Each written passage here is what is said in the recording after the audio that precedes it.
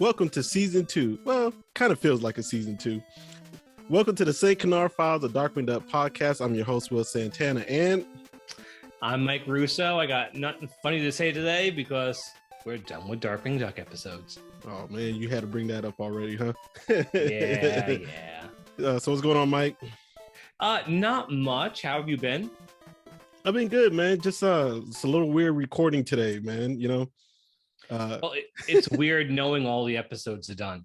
Yeah, it's done, and you know, like these are no longer like just bonus episodes to buy us time or anything. Like we are done.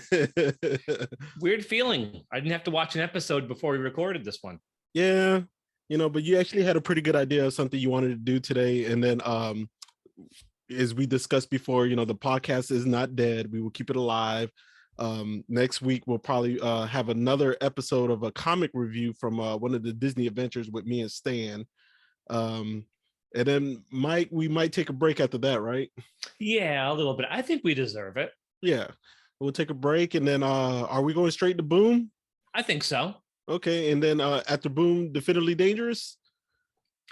Yeah, I guess more or less. I mean, Boom will be all those issues, and then we'll talk about Definitively Dangerous because it's all the same stories, but we will do that, and then we'll move on to Joe Books. Okay, so after Boom, Definitively Dangerous, we're not going to hit Dangerous Currency? We'll stick Dangerous Currency on the end of Boom, and then we'll pick up with the Joe Books stuff, that's where Definitively Dangerous comes from. So we'll figure this one out. Before we get into what we're going to talk about today, right, I kind of get mixed opinions. I think mostly from casual fans that they prefer Definitively Dangerous. I hear more from the diehards that they prefer the Joe Books. Where are you at on this? Well, Definitively Dangerous was published by Joe Books. Okay. Well, the Boom series then. Yeah. The Boom series were all the individual issues. Definitively Dangerous is when Joe Books took all those individuals, allowed Aaron Sparrow and James Silvani to rewrite some of the dialogue, and then republished it all together in one big volume. And you prefer that version over the individual Boom, right? I absolutely do, yeah. Okay. And we will definitely go into detail why when we get there. Let's not do that now. Why? Why bother now? Yeah. All right. So, Mike, what we got going on today, man? So we are going to count down our top 10s based not on which ones are our favorites, based on our scores. We can talk a little bit about our favorites, though. We can. Too, right? Okay. Yeah. Well, luckily for me, most of the ones I gave 5s to are my favorites, give or take maybe 1 or 2. But my top 10 list today is pretty close to my favorites list. Okay. Based on our scores, Mike, I had several that kind of fit in the top 10 because I had a whole bunch of 4.5s. So I kind of just picked my favorite, Mike. I kind of cheated. I pushed a little bit and I ended up with a top 11. So bear with me. I kind of got lucky because I gave exactly 10 episodes 5s. See, I only gave 6 a 5. I was a lot more generous than you were with my 5s, I guess. A lot more generous. I saw a lot of 2s. I saw a lot of 1.5s. I saw a lot of 3s. I'm like, man, I was harsh on these scores, man. Sometimes you were nicer than I was, and sometimes you were a lot harsher than me. But in general, our scores lined up pretty well. Like a lot of times we thought about pretty much the same thing. The only time we were really different was Battle of the Brain Teasers. You did not like that one, and I loved it.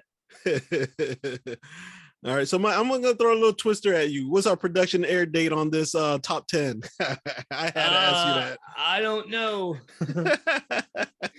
I'm gonna miss asking you that, man. I'm gonna October 7th, 2021. I'm really gonna miss asking you that, man. That's how we always got this thing going. Once I started that question, we started rolling, you know? Well, then the best I can do is try to find out exactly when each issue was published when we do the comics. Okay, I'll work It's the with that. closest I can do. I mean, the writers will all be the same. Mm-hmm. The artist will be too. So it's not going to be like, oh, what is this today? Hanho, what is this today? Sun Woo? Nope, not anymore. It's all James Silvani pretty much. All right, so we'll get there. Yeah, we'll get there. We'll definitely get there. You know, we can also, like, since we're doing some videos for the YouTube people, we could actually show the different covers, you know, for the. Yeah, we'll from here on out, we'll do everything on Zoom, and I'm going to have the actual issues with me while we do it. So we'll be able to actually show what the covers look like, and we can open to certain pages. I have doubles of everything, so it won't be too hard for me. Okay. All right, so Mike, you want to start us off with our bottom 5? You want me to go first, or you want to go first? Yeah, let's do our bottom 5s, because, you know, we didn't love every episode. So Will, why don't you go first? All right, you want me to go first with our starting with your least worst all the way down to the absolute worst. All right, so this is just based on our score. This is not based on what I personally think, and this one dodged it, I think, because we reviewed it so early. So my bottom 5, not the worst, but like had the highest score of the bottom 5, Apes of Wrath.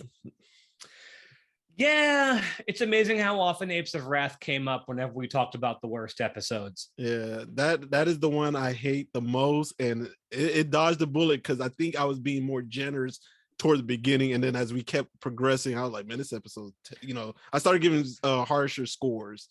Yeah, I'm very easy on that one because it aired in the first week of shows, and I'm very nostalgic toward that first week. Okay. All right. Number 4 for me is Double Darkwings. Got a 1. All right. Okay. Number 3 is Planet of the Capes. Got a 1 also. I remember you not liking that one. Yeah. Number 2, UFO. Also got a 1.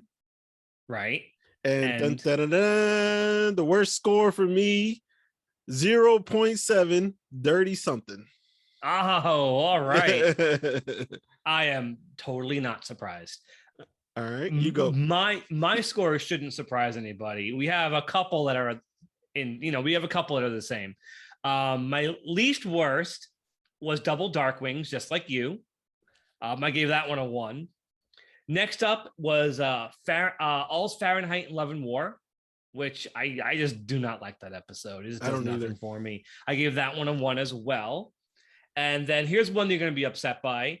Next up is Quack of Ages. I gave that one a half a star, half a Gaskin canister. Mm-hmm. That one got a bad score with me too. It got like a 1.5 with me. Quackerjack can't even save that one. Mm-mm. And then finally are the 2 episodes I gave 0s to. Oh, there was 2. I know one of them. One of them was Dirty Something. Because, you know, yeah. But, you know, at the very, very bottom, I mean, they both got 0s, but one got like a harder 0 from me, was Paint Misbehaving. Again, the only Darkwing Duck episode I don't want to say hate, but it comes the closest. I really dislike Paint Misbehaving. But enough with the negativity. Yeah, a lot of negativity there. So let's go on to our top 10s, although in your case, top 11s. Yeah, so I'll go twice then, right? Yeah, so we're going to jump back and forth. You'll give your 10, I'll give my 10, and so on and so forth. But since you ended up with 11, you might as well go first and give your thoughts about why you chose each one. We should definitely give these best ofs their due. Really. Okay. So starting off for me with number 11, we're going to kick it off with the band episode Hot Spells. Yep. I think we've talked a lot about why you love that one so much. Oh yeah, definitely. Yeah, so we don't need to really get into that one. That one's kind of recent. Also, check out it's more recent of our podcasts, and we got a great interview with John Binky. Is it Binky? Banky. Yeah. Banky and Jim Peterson. Yes, we did. That was awesome. Yeah, so some behind the scenes stuff, information on Hot Spells. All right, here we go. Now we're into the final 10. Number 10. Owen and Tiff, y'all would love this one. Dry Hard. Why do you like that one so much? It's the origin story of Liquidator. I think Liquidator is so underestimated. He's off the radar to me, you know, especially for people's favorite villains. It's a great story. He's so OP in that episode too, man. You know, it's a good one. It's a really good one. The ending's a little weak, but overall, I just love that episode from beginning to end, man. He's a great villain in that one. I never had any idea until we did this podcast how popular that episode was. And Liquidator. I had no idea how many people love this episode and this character. All So right. my number 10 is Quiverwing Quack. Okay. I think it's a really good Goslin episode. I think it's one of her best for her relationship with Darkwing. And it's definitely one of the greatest Negaduck episodes. Okay. I think it's great. I think it's one of Dev Ross's best, although her name's all over some of these episodes we're going to talk about. But it's one of her best, one of the best Goslin shows. So that's my number 10. Okay. All right. My number 9, A Brush with Oblivion. Ooh. Yeah, that one got a 4.5 with me, Mike. Splatter Phoenix's intro. It's a great intro for her. It's a great episode with Honker. It kind of got us away from the usual Darkwing, LP, and Goslin. Yeah. So it was different. We had a new villain, Honker using his brain. Honker was being scared. It's just great, man. It's a great episode. Now, my number 9 is A Star is Scorn. I love how out of the box this one is. I love how it's not canon. It's just making fun of the TV industry, all these great jokes, the potato muddle, the mushroom zombie muddlefoots. It's one of the best Bushroot shows. And even the Sunwoo animation is really, really fun. I love how meta it is. It's a really great one. I love it. Okay. It's a good one. I like that one. All right, where are we at? Number 8? Yes. All right, number 8, Whiffle While You Work. Oh, geez, who would have thought? I gotta go with that one, man. It's my boy Quackerjack.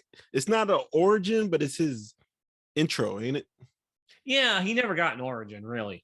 Yeah. Well, he kind of does in the comics, right? The annual kind of.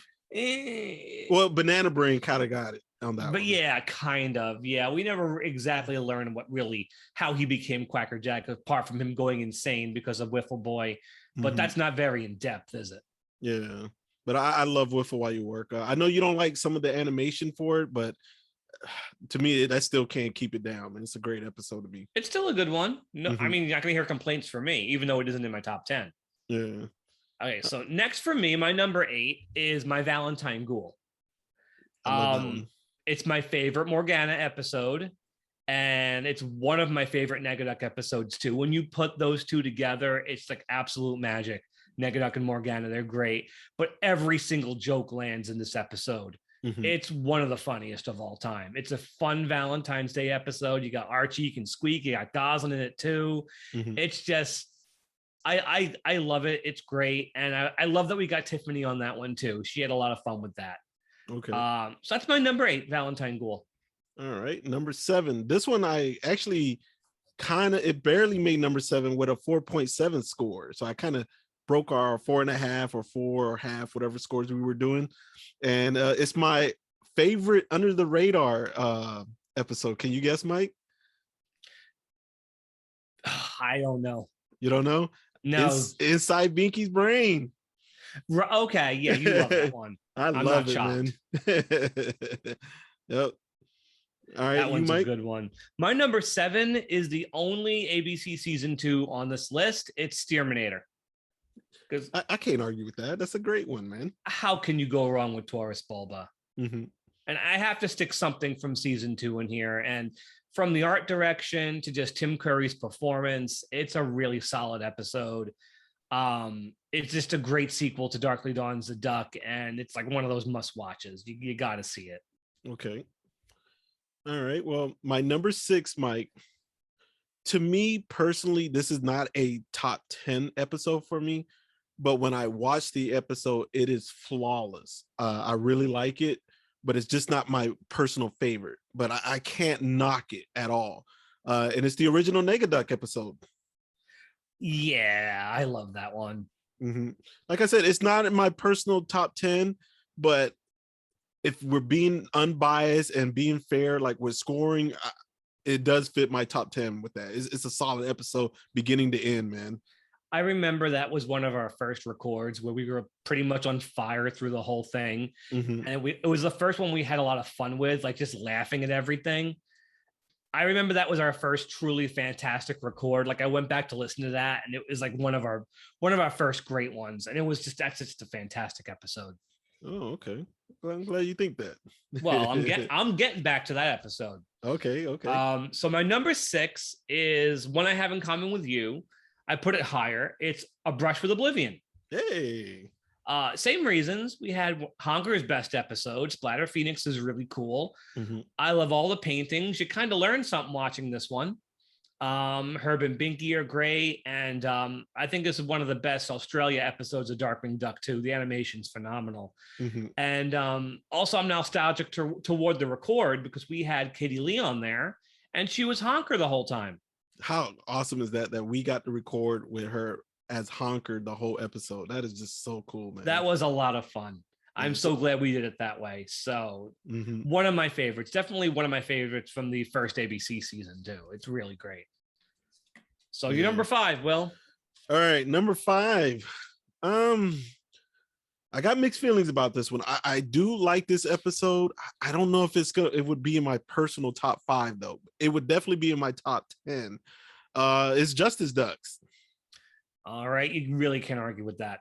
Yeah, I noticed I gave 2 different scores with part 1 and part 2, but part 2 I think got a perfect 5 for me, and then part 1 got like a 4.8.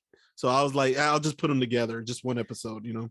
But you did say when we recorded it that together you would give it a 5. So. Yeah. So definitely Justice Ducks gets a 5. It's number 5 for me. And my number 5, at this point, my top 5 is my personal top 5, like in this exact order. It's just funny how that worked out.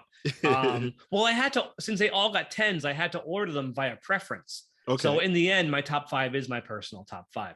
So number 5 is Comic Book Capers. That's Jim Peterson and them, the trio, right? Yup. Okay. I love the visuals. I love Australia in this one. Megavolt is great, and just all the jokes, little running gags, Super Bunny, just everything works about this one. It's one of the greats. It shows just how out of the box Darkwing Duck was going to be. Like no other Disney show would have done this kind of story. And it's a truly fantastic episode. I love it. Okay. All right. So number 4 for me, Mike, is probably going to be your number 1. Like the Negaverse and everything. So I'll keep my mouth shut. You just tell everybody why. This one is solid. It's like, to me, it's kind of like we get more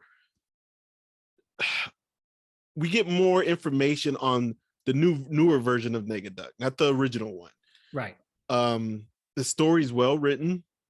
Darkwing, fighting the fearsome 5, but he beats him a lot easier this time, of course, all by himself without the Justice Ducks. Yeah. And I'm really stuttering here because there's a lot I want to say at one time why this is in my top 5. But also, like, the whole joke with the Negaverse where it's kind of reversed, but it's kind of not. And then that one part I'll never forget during our recording was when he said he looks just like me and in a black and white TV. That's such a great joke. Oh my God. Like, even as a kid, I remember laughing at that part so hard. Now, this is not one of my personal favorites. Yes, Quacker Jack's in it, but there's some reason these next few are a little stronger to me, Of course. Yeah. So all right, you go ahead, Mike. My number 4 is Nega Duck. My personal favorite from the first ABC season. I think it's just so funny. It's just so manic, so insane. I love a lot of the special effects at the end, just the 2 Darkwings fighting. The Japan animation's great. You got Megavolt. How can you go wrong with this one? Yeah. Again, we had so much fun when we recorded this one. It's great. Love it. I agree, man. Like I said, it's not one of my personal favorite, but being unbiased, it's just so solid from beginning to end, man. You can't knock it. Not one bit. It tells a good story. It's really silly, and it's words fail me with this one because it's just that good. Yeah. All right. So number top 3 time. Yeah, here we go. Number 3, Dead Duck. Yeah, Dead Duck, man. I love this episode, and of course it has Darkwing being dead and the Grim Reaper and all that stuff, that the usual that people like about the episode, and the whole finger trip. But Megavolt is hilarious in this one, man. He just is just like he's on like cloud nine that he killed Darkwing. He's on TV with it and everything. He wrote didn't he write a book or something? Yeah. Yeah, he wrote the Doing book. away with superheroes for fun and profit. Yeah, and he was on the Darkwing version of Oprah show. I remember. It's hilarious, man. And it's Morgana's in it. She doesn't have a big role, but she's in it. Well, guess what? Dead Duck is my number 3 too. Oh, okay. Well, and you tell us more then. Again, for all the same reasons, you got some great voice actors. You got Death. You got Beelzebub. You didn't mention him. He is funny. Megavolt is great as always. Morgana, small role, but she's great. The Disney Japan animation is always going to be fantastic. And you just got so many great jokes, like Darkwing's face on a road cone in the cemetery is one of my favorite Darkwing Duck jokes. Just the smiling Polaroid taped to the road cone is hilarious. Gosling's shoes coming to life. The finger thing, I can't do that, but whatever. Can't do it either. And even the ending is just fantastic with him wanting to throw a party and Beelzebub's in the oven. And there's the rug I always trip over. I love that rug. It's one of my all-time favorites. Okay. Again, I love it. All so, right. Top 2. All right, number 2, Fungus Among Us. I saw that one coming. Yeah, Fungus Among Us, man. It's a Morgana episode. She dominates, even though she got the whole macabre there, and then the whole thing with the pizza. This was her intro, right? Besides Justice, this was out of order. No, this was her intro, air date, and production order. Okay, so this was her intro, and she's the villain in it, but you can tell there's some chemistry with her and Darkwing. The visual with remember how the episode started with the 2 ghost dogs? Oh yeah. Oh great my visuals. God, great visual, man. The shadows is dark. Australia nailed it. Yeah, man. It's a killer episode. All right, Mike, you're number 2. So my number 2, it's both parts of Justice Ducks because I gave them both a 5. I couldn't not give them both a 5. In my mind, they're one episode. And like you said, like this is one of the greatest Darkwing Duck episode storylines really of all time. You have the origin of the Fearsome Five, the first episode to bring back the new Negaduck. You got Gizmo Duck in it. You got Morgana. You got Stegma and Neptunia. You have all the other characters in it too. Shush, you got Goslin. You got Launchpad. They're all in it. But just the story is great with just Darkwing getting more and more aggravated by everybody trying to help. And just, the second and third most painful moments of my life is fantastic. And that switch stuff at the end, toward the end, without further ado, the switch and the big overdone death trap. Just the Fearsome Four going to revolt, planning a mutiny, and then backing on it as soon as Negaduck shows up. Every single thing about this episode is great. The Electroslave device, Negaduck bouncing off the power lines at the end. This is Kevin Campbell and Brian Swinland's masterpiece. I mean, that and Negaverse, getting to that one. But it deserved to be adapted in a comic form. It deserved to be released on VHS. It is like, if anybody said, show me Darkwing Duck, I would go right to this. Because it's like everything you want in Darkwing Duck. Darkwing's a jerk through the whole thing. Then he has to, swallow his pride and be part of a team. Negaduck with a chainsaw. Morgana getting her powers wrong. Gizmo Duck being a pain in the neck. It's got everything. Absolutely. I love this one so much. Okay, I keep saying that for everything, don't I? Well, Mike, before we get into number 1, let's do a few honorable mentions. You cool with that? Let's do that. Yeah, go ahead. All right. Off the top of my head, I want to give Comma Chameleon a nomination for that honorable mention. That to me, I love Camille the Chameleon. She's awesome. It's a great episode. It had a 4.5 on my scores, I think, a 4 or 4.5. Yeah, you rated it pretty high. Yeah, so I definitely want to give that an honorable mention. You get the next one, and then I'll come back to another honorable mention. Okay, I would be wrong. I would definitely not feel right if I didn't throw an honorable mention for That Sinking Feeling. It's really hard. I mean, that was my first. That was a Darkwing Duck episode I woke up to watch. And that was my first one, the first episode made. And it changed my, honestly, it changed my life. when you really think about it, where I am right now, what we're doing, it's the episode that changed my life. It's not the best episode, but it's the most I think it's the most important Darkwing Duck episode because it was first. Okay. So I have to mention it. Right. What's another one of yours? Toys R Us. Yeah, I'm cool with that one too. Yeah, I think that's probably the most underrated Quacker Jack episode. Oh, I think it's a definitive Quacker Jack episode because it's all about him. There's nobody else upstaging him in that one. Oh no, not at all. Do you have another one? Yeah, I'll give it up for Frequency Fiends. Just because Megavolt is freaking hilarious in this one. Like, it's his funniest episode, but like, you just got the 3 Frequency Fiends voiced by all the different voice actresses, the return of Wiffle Boy. And again, it's just funny. And I have to mention that one too. You want to do one more? Yeah, I'll do one more. I'm looking through my scores right now, and I see there's some that you have already mentioned that I gave 4.5s to. So I guess I'm going to go with Time and Punishment. Okay. Yeah. You know what? I'm glad one of us mentioned it. Yeah, I just wanted to at least mention it. I know you like that episode a lot more than I did, but you get Dark Warrior Duck, the whole Dark Warrior, Darkwing / Gosling, the combination of their love for each other and everything, the turn him back into a good guy. So that's one for me. How about you? You got one more for honorable mention? My last one, and I feel like lots of people listening at this point are like, why haven't you guys mentioned this one yet? So I will mention Darkly Dawns the Duck, both parts together as one story, because again, it's the origin, not the pilot, but it's the origin. It introduces us to Goslin and Launchpad, and Taurus Bulb is a force to be reckoned with, and the lullaby is just amazing. And you got the best of Australia and Disney Japan in this one too. And again, for most people, this was the first time they saw Darkwing Duck.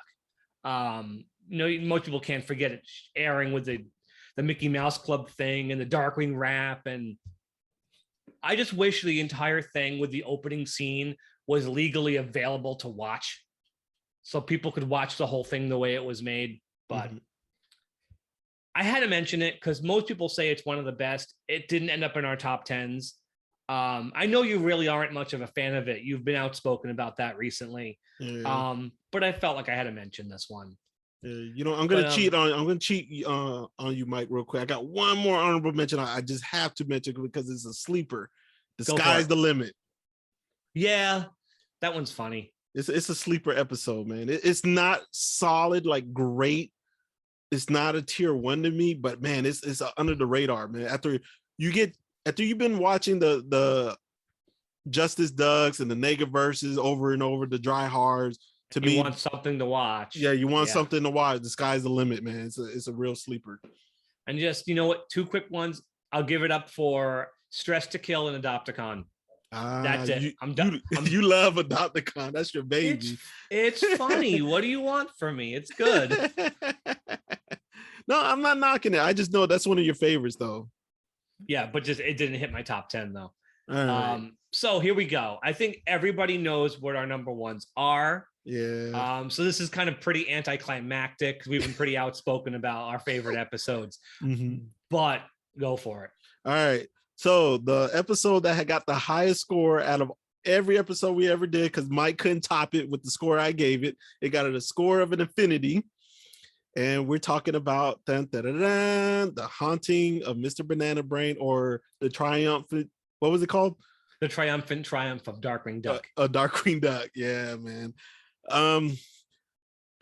Yes. That episode is I miss Phil Hartman. That episode, man, like to me, Mike, is just flawless, man. It's 100%. It's like a diamond in the rough, a needle in the haystack. We got the Jack in the Box. It gets it going. We got Banana Brain has like his own personality. Banana Brain even shines a little bit in this one. Quacker Jack starts it off. Banana Brain takes it to the middle a little bit, and then Patty Whack and Phil Hartman, they take the red. Like, I don't even care about Darkwing and them in this episode at all. To me, this is like a villains galore. Like, it's a villains takeover. But Goslin's narration really makes this episode too. Yeah, it does too. And the intro, the narration at the beginning really cracks it up, and then like it kind of goes to like a spooky feel. You know what? We kind of should have gave a honorable mention to the Posey episode. What was that one called? Oh, Night of the Living Spud. That's a great one, man. Poor Bushroot. We haven't mentioned a single one of his solo episodes. Yeah, man. So everybody else has gotten mentioned. Negaduck, Megavolt, Quackerjack, even Tuscanini. We've mentioned him. Bushroot is just, man, I feel bad for him sometimes. Yeah, but we got to see Paddywhack with his cameo in Ducktales 2017.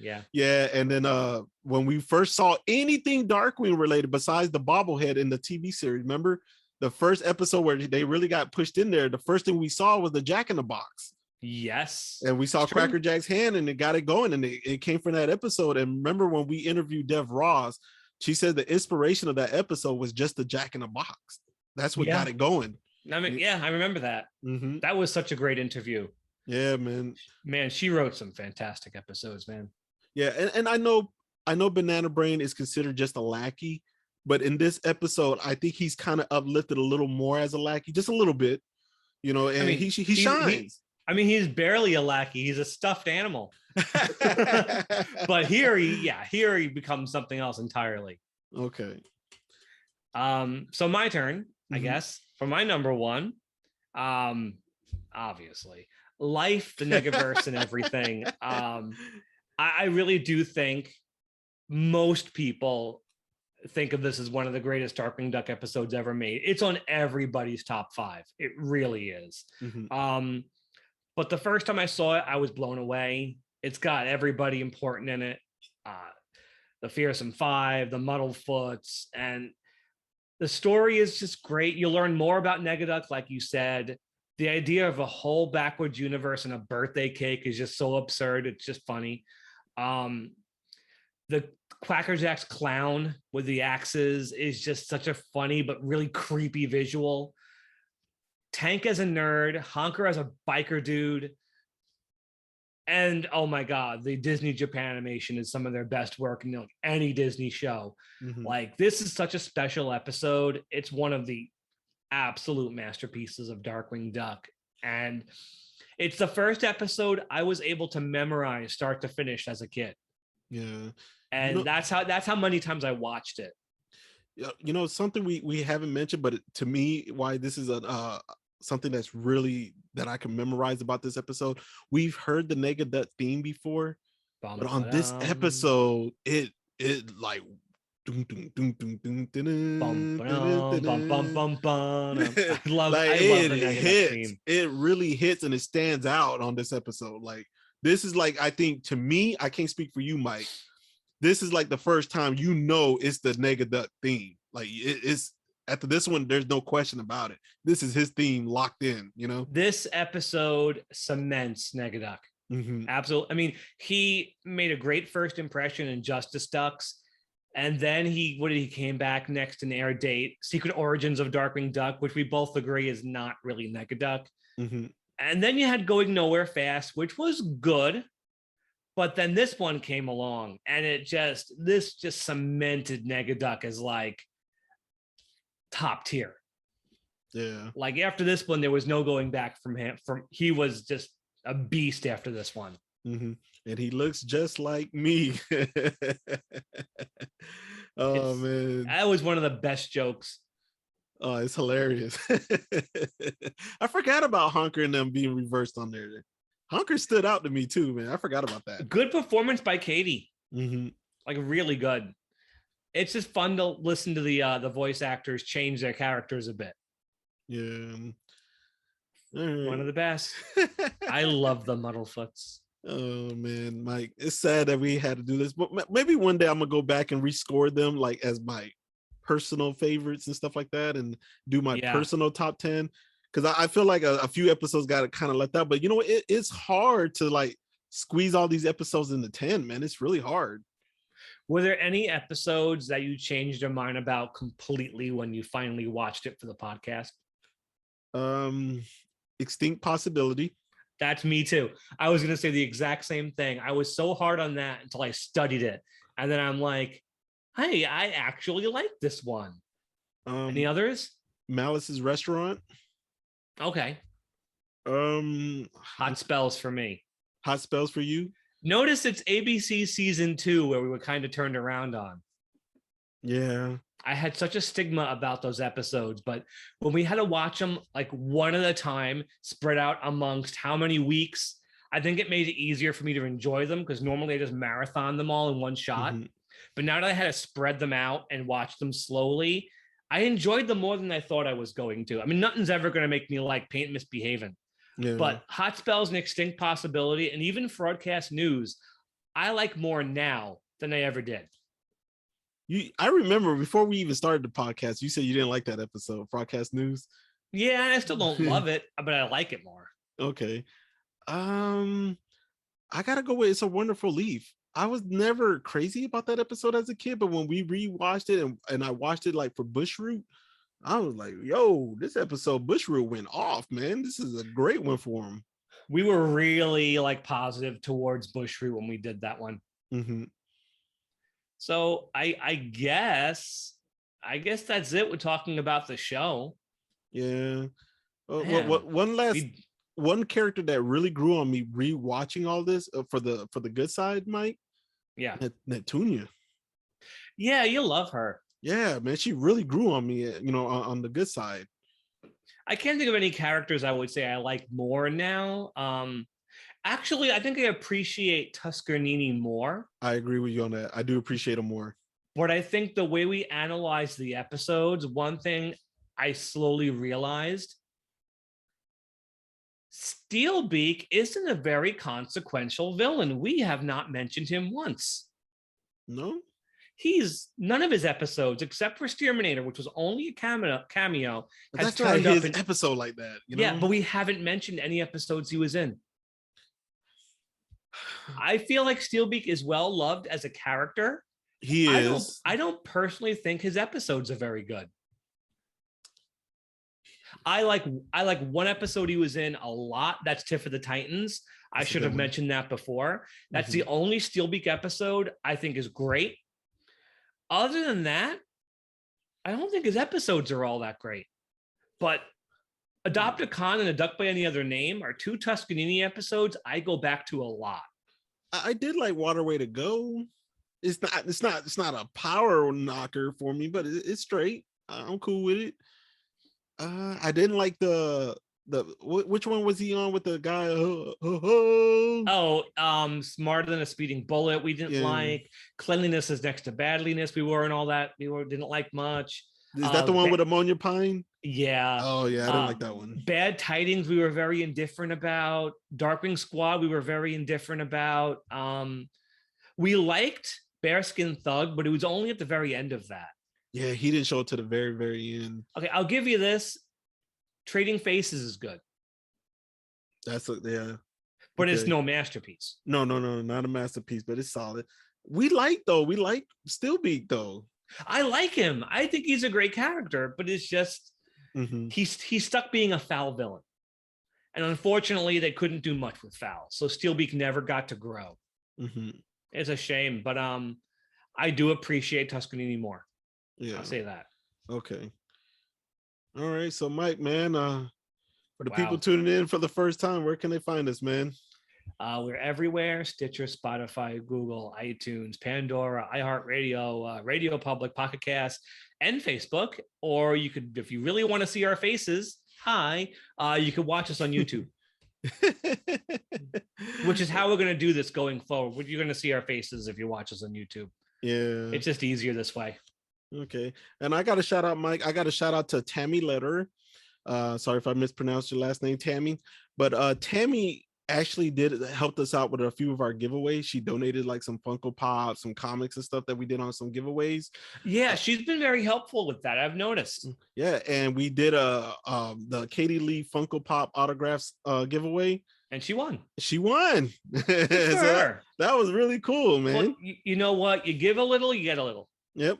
So yeah, she was excited that she was getting that. Very excited. I have a shout out, and this I mentioned him before, but I think this is like the first shout out I've actually done for him. Tim Van Hal. He is writing, and I've mentioned this, a book about the Disney afternoon. This is not the Disney sanctioned one. This is unlicensed, which means it's going to have a lot more info, a lot more juicy stuff in there. I talked to him recently, and it looks like this thing's getting released in the next 4 to 5 months. It's going to final editing as we're recording this, so it should be out soon. And the exciting news for me and you, Will, is that our podcast was used for reference in this and is going to be mentioned, which is exciting. We're going to be in print. That's cool, man. That's so dope. Might maybe not my personal name, but maybe at least I'll take the St. Canard files if you throw that in there. Yeah, it might get people going back and discovering us and watching from the very beginning. And I'm excited for this book. After I've talked to him a lot in the past 2-3 years, and this is going to be fantastic. I'm glad it's finally getting done. I found out the Disney sanctioned book, the Disney Afternoon, the Making of a Television Renaissance, will definitely be out next fall because Disney is saving it for something. Who knows what? He mentioned something about D23, but it's still happening. I was a little worried earlier this week because its Amazon page disappeared. And I was worried it wasn't going to happen.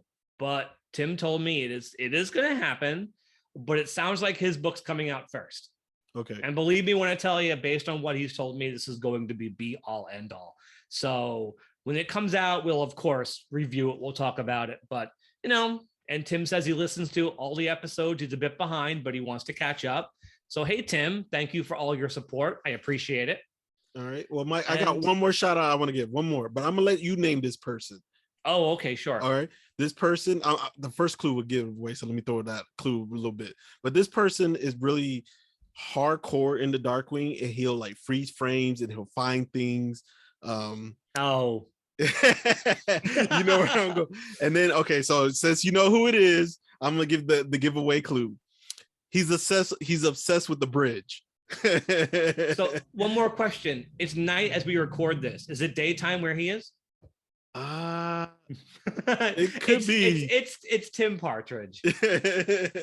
He's our UK friend who was on Dry Hard. Yeah, on Dry Hard, and he finds some strange and unusual things. Sometimes it's like, man, really, Tim, you really pausing the episode just for that one scene. But sometimes I'm like, whoa, how did you spot that?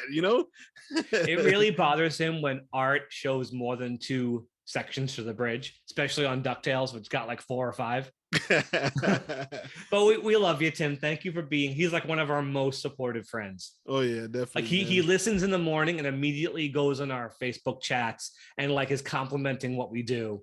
So we really do appreciate that. Thank you so much, Tim. From like the very beginning, he's been a big fan. All right. So guys, that's going to wrap up this episode. We didn't even give it a name, so we just had to say top 10 by scores or something. I don't know. We'll come up with something. Yeah. All right. And next week should be an episode of me and Stan. Don't hold me to that, but I will try my best to get a comic review from the Disney Adventures. I believe the episode is called A Watt to Remember? Remember? Something like that. It's a Megavolt one. Yeah, I'm not as well versed in those later Disney Adventures and Disney Afternoon Marvel comic stories as you guys are. I don't own a lot of that stuff. Yeah. I want to try to find them, but that's Stan's thing. And guys, if a couple of Mondays go by and there's nothing, don't worry. We have a whole, like we said, we have a whole weeks and weeks worth of stuff planned. So. All right, so that's gonna wrap up this episode, everybody. And remember, stay dangerous. Have a good night. Good night, everyone.